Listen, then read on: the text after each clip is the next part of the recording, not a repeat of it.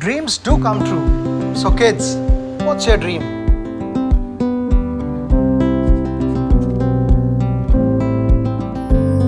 What are these new? So bright, colorful and new.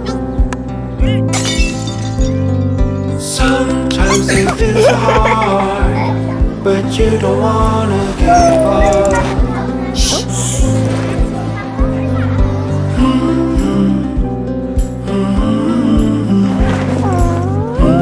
Hello. Hello. Hi. You can see my dream? Of course, because I too had a dream. Some days I dreamt of becoming a tennis player, and some days a cricketer. To make their dreams real tomorrow, you need financial planning today. Choose from a range of child plans from Aegis Federal Life Insurance and help your child dream big.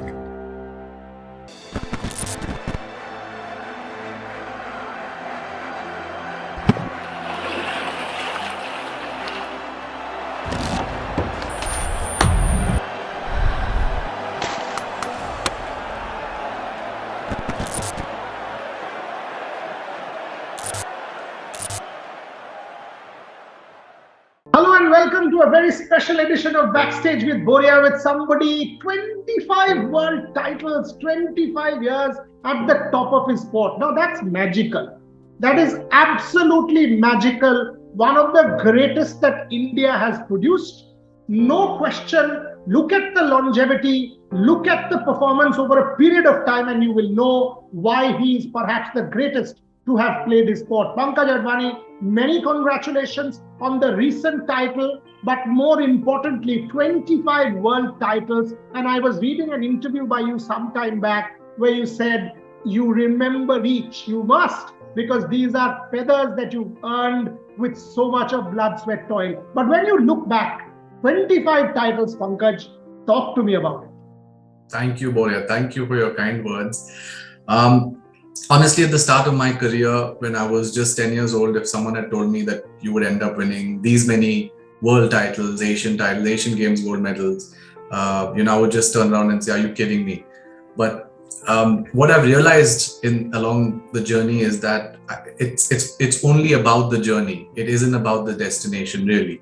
I see many Indian athletes. I've experienced it myself during tough moments in my career, where the focus has been more on the outcome and the result and what comes with it. But if you really stay in the present and break it down to smaller moments and enjoy each and every match, each and every phase in a game, enjoy doing what you love, not because of the outside factors and just at the start of my career, why did I take up this game? I was reasonably good in tennis ball cricket. I was reasonably good in badminton, table tennis. But this sport had something else which, made me obsessed with it. And I had that passion right from the start. And I've still not let go of that passion, to be honest. I mean, every time I play a game, just to give you an example, I got a wildcard entry into a world championship next month in snooker in Turkey. And it still gets me so excited because even though I won that title more than once earlier in my career, I still want to go out and play. I want to compete, irrespective of the result. Obviously, I'm going to try my best and bring glory to India, but it's just the joy of the game that keeps me going. And I just want to keep going, improve myself and excel in every moment that I compete in. It is about the longevity. I mean, I had spoken to Abhinav once and he said he'd plunged into depression after winning the Olympic gold because he'd achieved everything. But in your case, you keep improving, you keep challenging yourself. And that's uneasy rests that crown, Pankaj. And I'm sure every time you step in, how do you handle that pressure? That when Pankaj Advani plays as an Indian, I will say, "Arey yaar, wo to jeetega." Come on, man. You're a world title, damn it. I mean, that's on the line. But how do you handle that? How do you keep doing it over and over again? It isn't easy. Yeah, there are, the expectations from the people, from the connoisseurs of the sport, from more dangerously yourself. And I think when you are able to manage your own expectations, then it doesn't really matter what happens outside. It's just ambient noise. It's all in the background, but what you're actually doing on the table is what really matters the most. As I said earlier, that it's never been about, okay, fine, we all want to do well, we all want to win. But I'd also like to say that there's a very fine line between hunger and desperation. My hunger has been there for the last 20, 25 years. It's still there. But my hunger to excel has been, the main key to success, not to go out there and be desperate to win titles. Because I know as a human being, it's not possible to win every single tournament. Fortunately, I'm in a sport that allows me to play a little longer. So, obviously then I've worked on, my physical fitness, my diet a bit, just, lifestyle habits. But all that aside, it's the joy that the game brings me at the end of the day.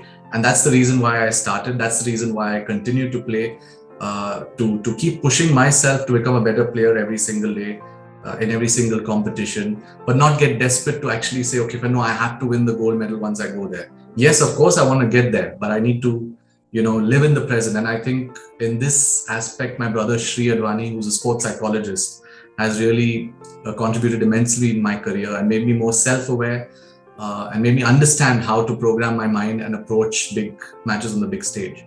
That you mentioned sports psychology, let me ask you that question. How important is mental health? How important is to keep yourself in the zone? How important is all of this? How do you deal with it? Because today, finally, there is awareness. Finally, I see talk in India. When I used to speak about these subjects, I was like, this guy talks nonsense. How important are these issues?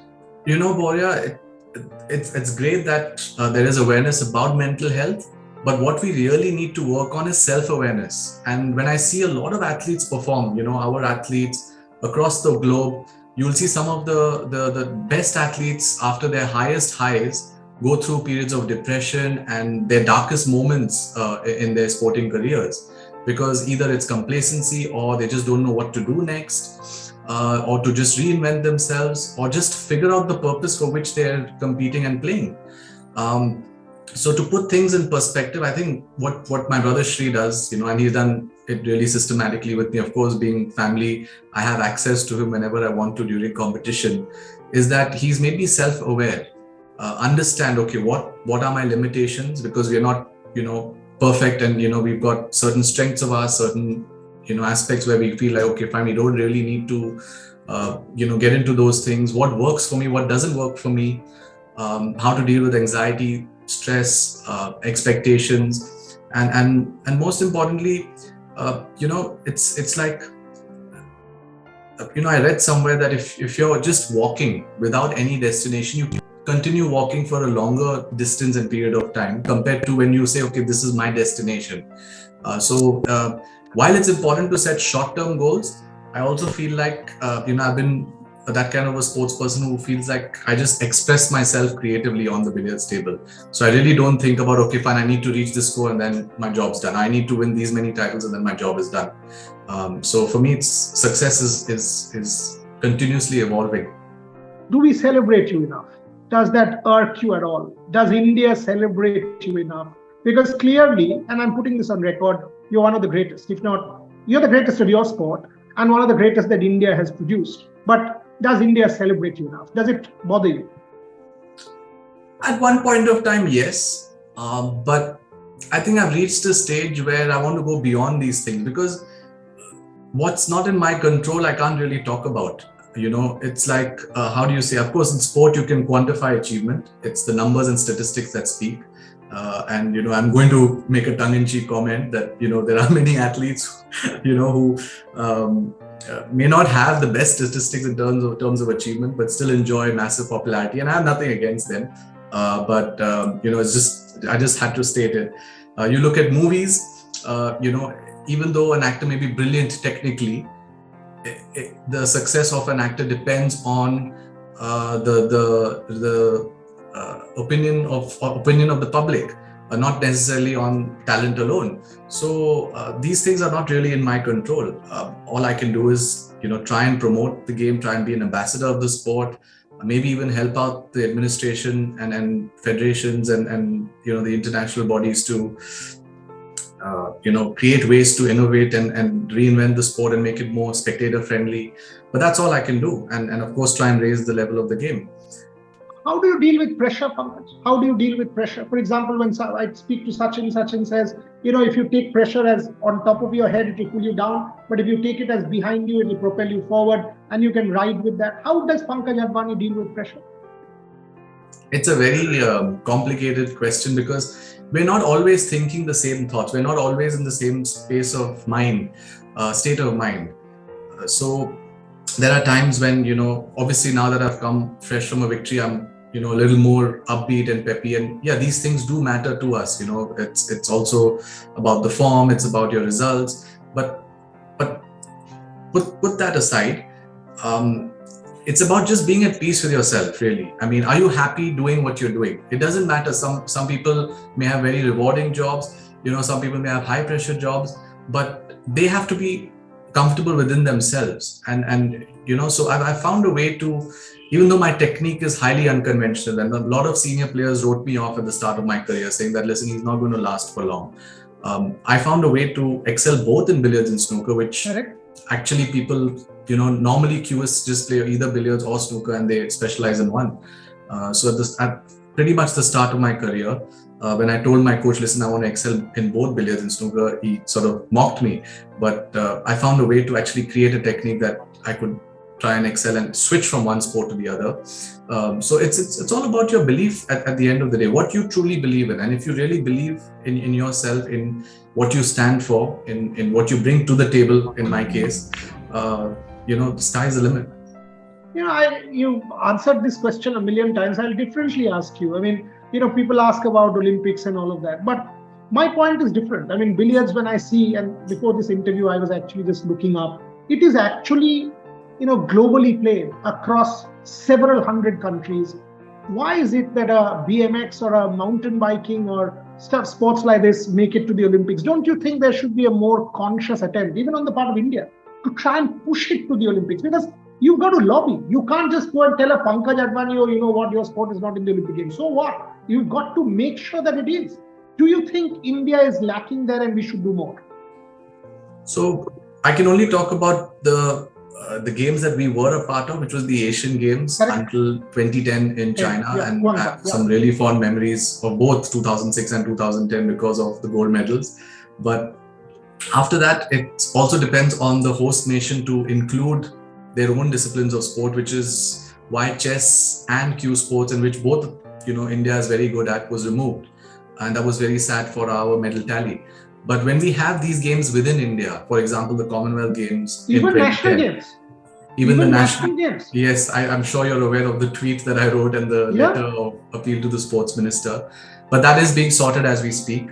And they are, going to include cue sports. If not in this, then the next edition.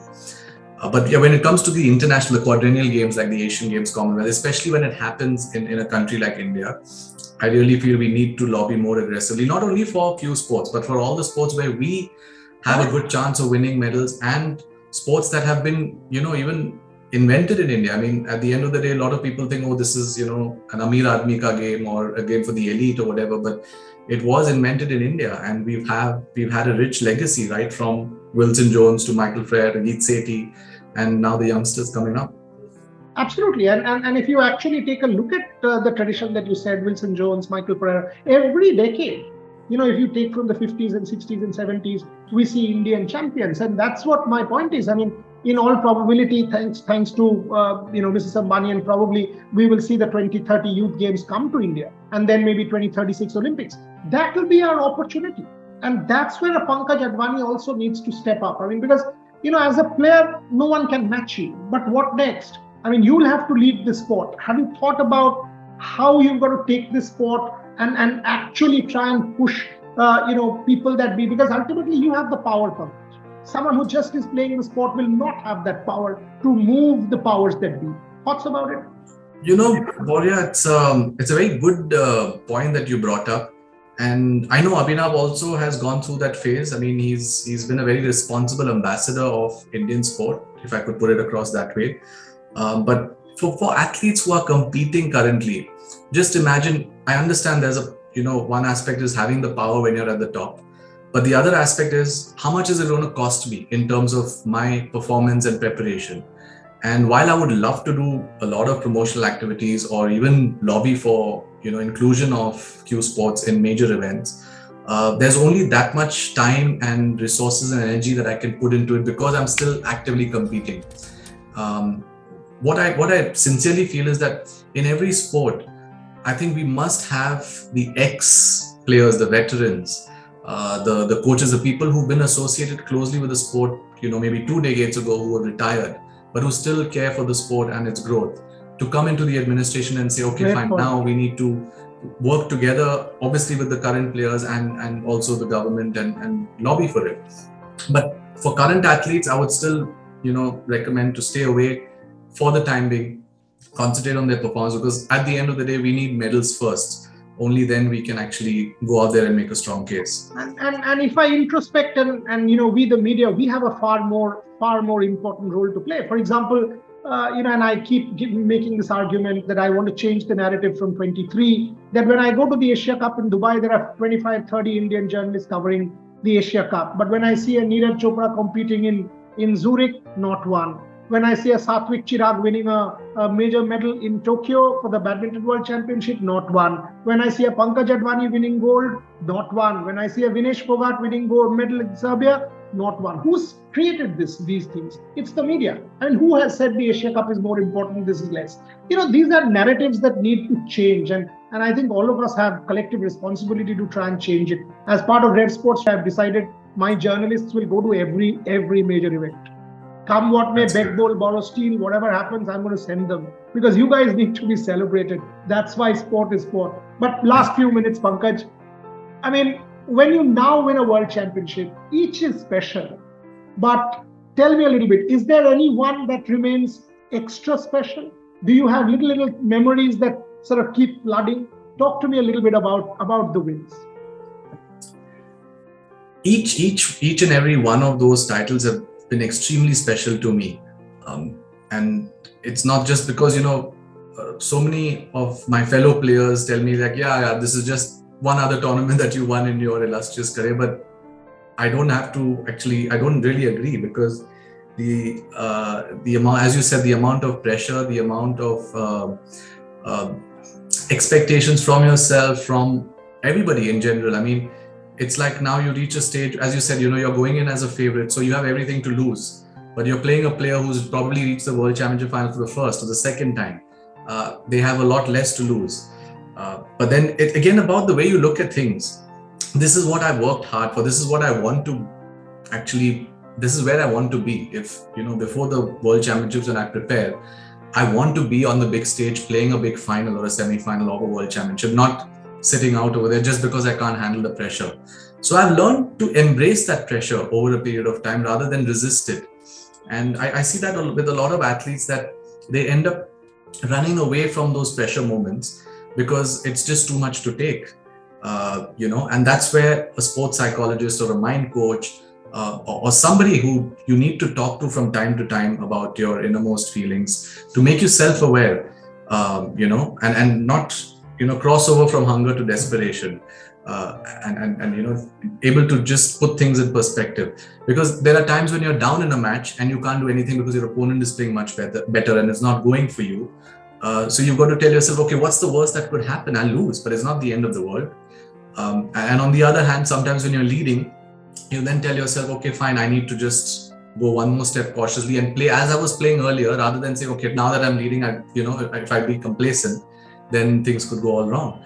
So at various stages of a match, you just need to be aware of, how you need to approach the game. And I can't tell you how much my brother Shri has helped me in this department. I'm glad you say that, because it's all about teamwork and the mental aspect of sport and self-awareness, like the way you talk about. I mean, I'm glad people are speaking more and more about it. Last question, Pankaj, because I know I've said 15 minutes. I've already done 20. So last question. What next? I mean, 25 is such a great number. I mean, I know 24 and 25, it's one, but 25, all of a sudden it's 25. I mean, when I see 25 world titles, and I was just sort of Googling you, and all of a sudden 25 world titles. It's unbelievable. What next? I mean, I just love playing the game. I'm very passionate. Of course, I would love to see Q Sports getting a lot more visibility. for people to truly understand how competitive this sport is. It's not just taking a cue stick or a stick, as people call it. Of course, we call it the cue technically, and just strike a ball and it goes into the pocket.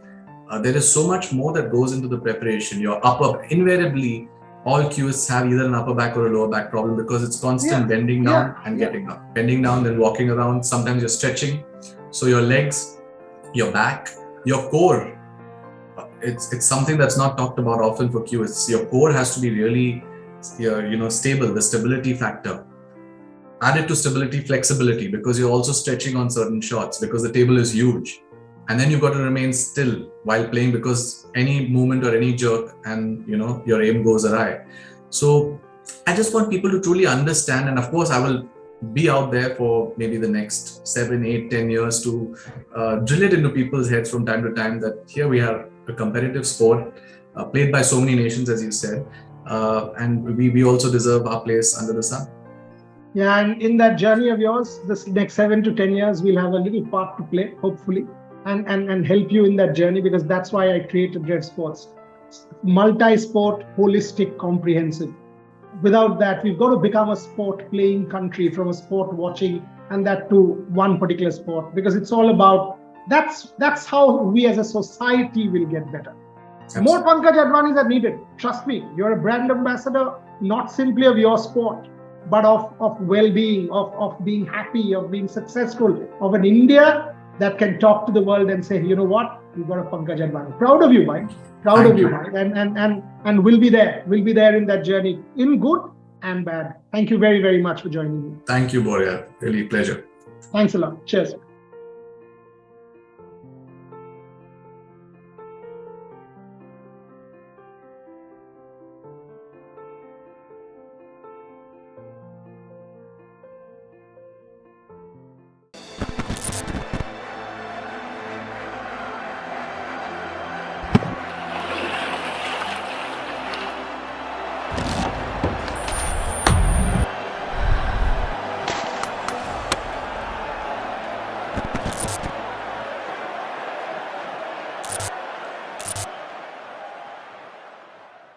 Now you can watch all our content on the Rev Sports app.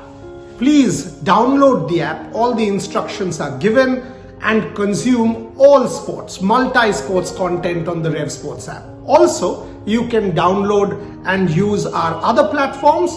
You can subscribe to YouTube, Facebook, Instagram, and of course Twitter for the best of sports coverage from all over the world. So the app or all of the other social media platforms for consumption of Rev Sports sports coverage. Keep watching.